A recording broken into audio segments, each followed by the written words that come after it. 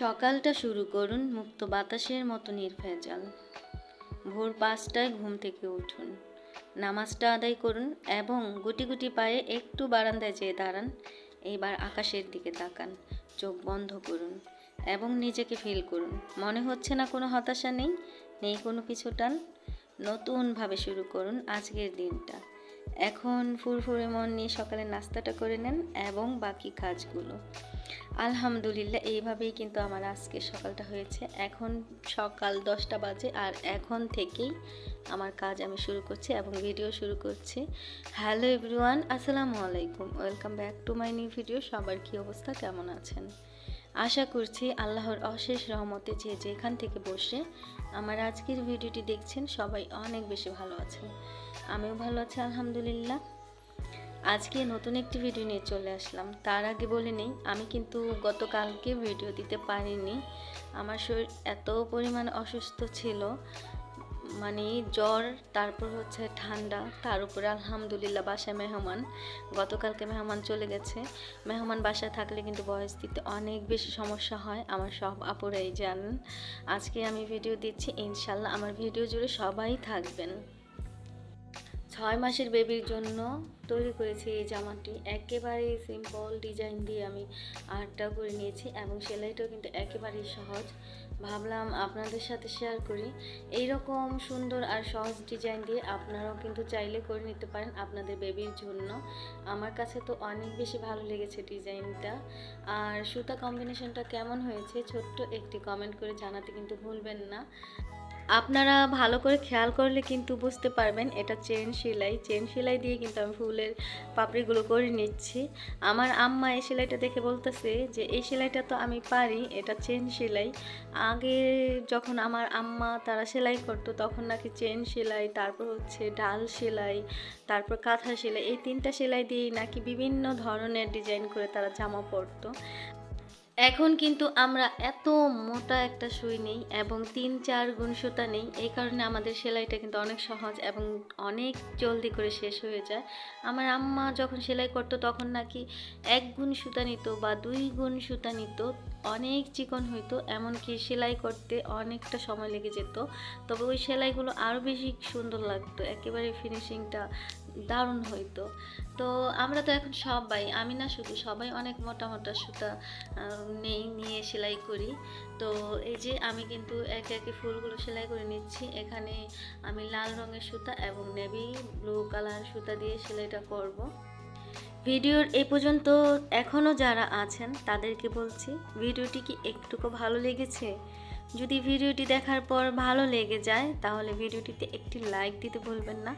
আর আপনি যদি আমার চ্যানেলে নতুন হয়ে থাকেন চাইলেই চ্যানেলটিকে সাবস্ক্রাইব করে নিতে পারেন।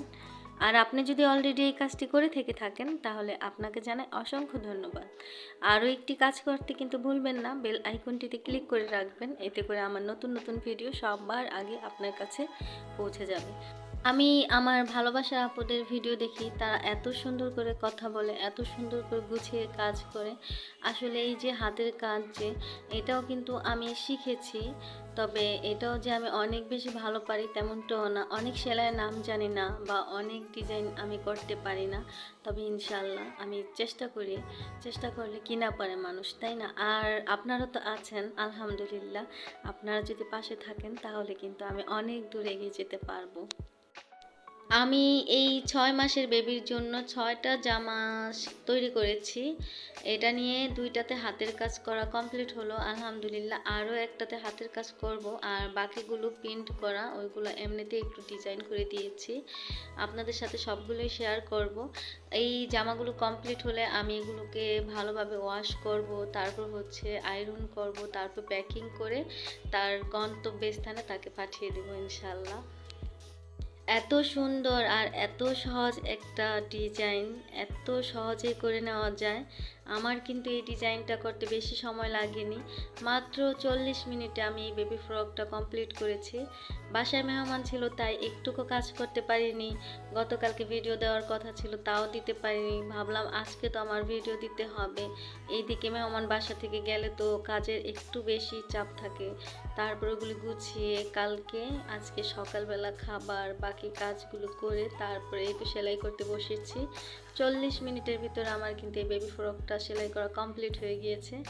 তারপর দুপুরে রান্না খাওয়া নামাজ সব শেষ করে এই তো এডিটিং করে আপনাদের সাথে ভিডিওটি শেয়ার করার জন্য চলে আসলাম।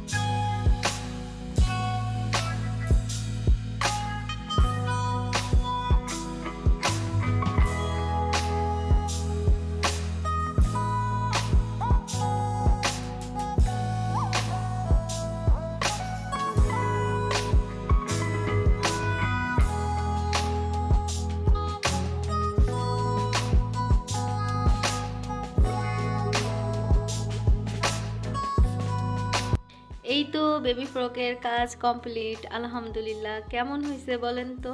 আমার কাছে তো এত ভালো লাগতেছে, এত সুন্দর হয়েছে। আয়রন করার পর আরও বেশি ভালো লাগবে। নিজের কাজের প্রশংসা নিজেই করে ফেলছি, তাই না? একটু বেশিই করছি, কোনো ব্যাপার না। নিজের কাজের প্রশংসা নিজেকেই করতে হবে, নিজের ভালোটা নিজেকেই বলতে হবে, তাহলেই তো সবাই বুঝবে জানবে, তাই না? তো আপনাদের সাথে কিন্তু অনেক কথা বললাম। আজকের মতো এখানেই বিদায় নিব। আবারও নতুন একটি ভিডিও নিয়ে চলে আসবো ইনশাল্লাহ। সে পর্যন্ত সবাই খুব বেশি ভালো থাকবেন, সুস্থ থাকবেন, নিজের অনেক বেশি খেয়াল রাখবেন। আল্লাহ হাফিজ, আসসালামু আলাইকুম।